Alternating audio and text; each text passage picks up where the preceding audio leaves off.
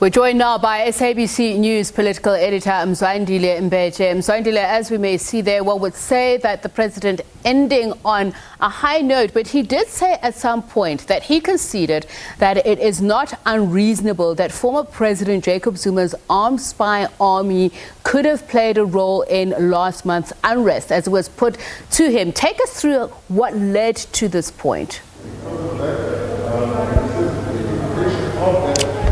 Well, very good evening to you, Tsepiso, and the viewers.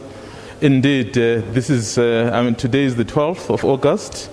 On the 21st of August 2018, the first public hearings of the state capture set. And that makes it exactly, or just shy of exactly 3 years since these proceedings began. And of course, today we saw the president of the country basically being the last witness to give evidence. And there have been a number of issues really that were raised, such as the question that was just posed.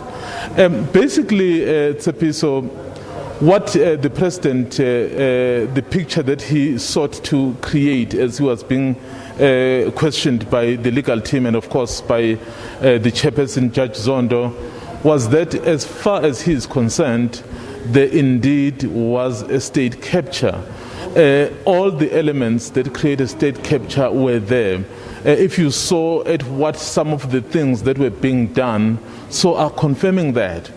But what may have then been a difficulty in terms of acting was that I think the key characters that were playing a central role were those who were, I think, closest or were the friends of the former president. So that may have made it a bit more difficult. But more directly to your question about perhaps the issue of unrest, you would recall that today's testimony was centered really around the state security. And some of the issues really that came out is that as the state security was being interfered with, there were so many developments that took place. For example, there are firearms that are unaccounted for. There were monies that disappeared. So basically, there were so many other intelligent reports and so many people who did not account for anything.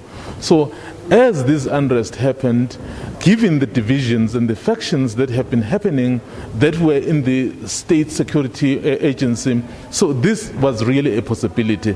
Perhaps, Tsepiso, the reason, not even perhaps, he's just confirmed it here, that one of the reasons why he has taken that ministry to the presidency, which means it is under his direct control, is to be able to deal with some of those issues that have led to all this that we've been speaking about. Tsepiso?